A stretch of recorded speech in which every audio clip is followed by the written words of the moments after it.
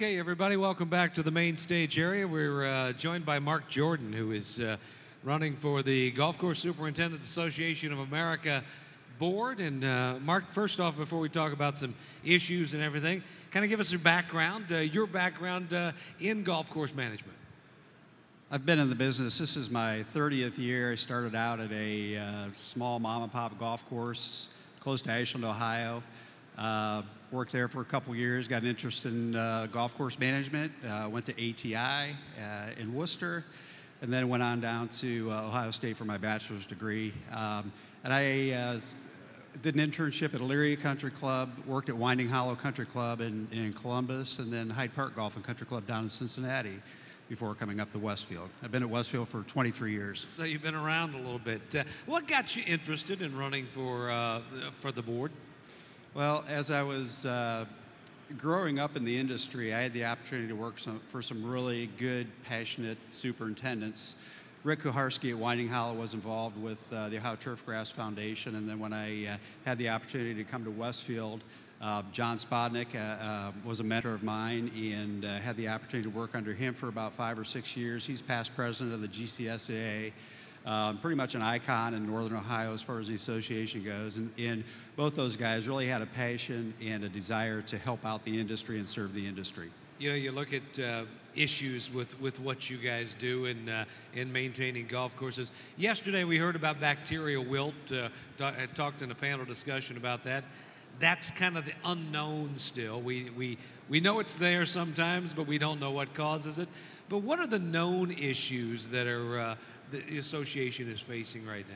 Well, we have a couple of issues right now that are key. Number one is the general golf industry. You know, with the rounds of golf declining on a national level, I think it's important that as a golf industry we stay together collectively, whether it's the golf professionals, the PGA, the club managers, the superintendents, and others involved with our industry. It's important that we all lock arms and move ahead together. And I had the opportunity the past 2 springs to be involved with the We Are Golf campaign and meet with industry leaders in Washington, D.C. and see what the importance is of us moving ahead together for the strength of the industry.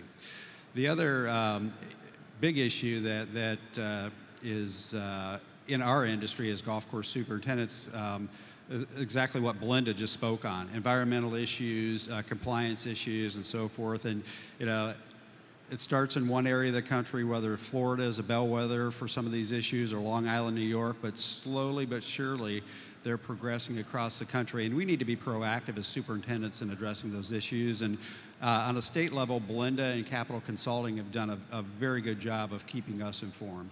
Now, that's what you've been talking about is kind of what the platform is, but what other issues are you running on? What is your platform for running for the board?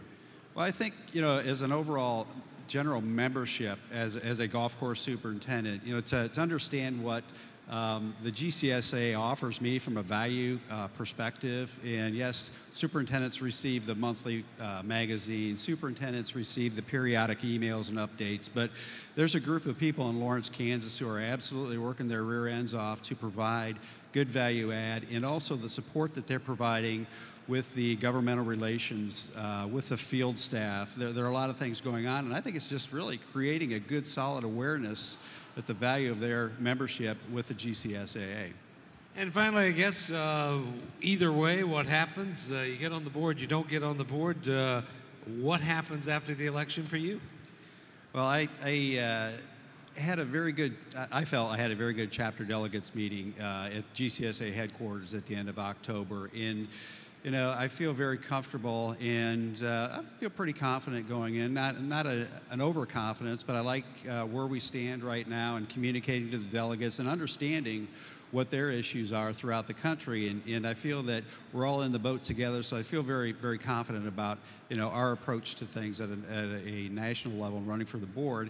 You know, if things don't work out, I'm a competitor deep down inside, so I don't really like to look at that option.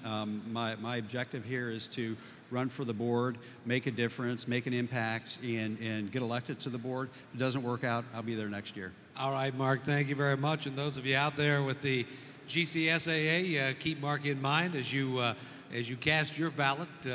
later on for the GCSAA board.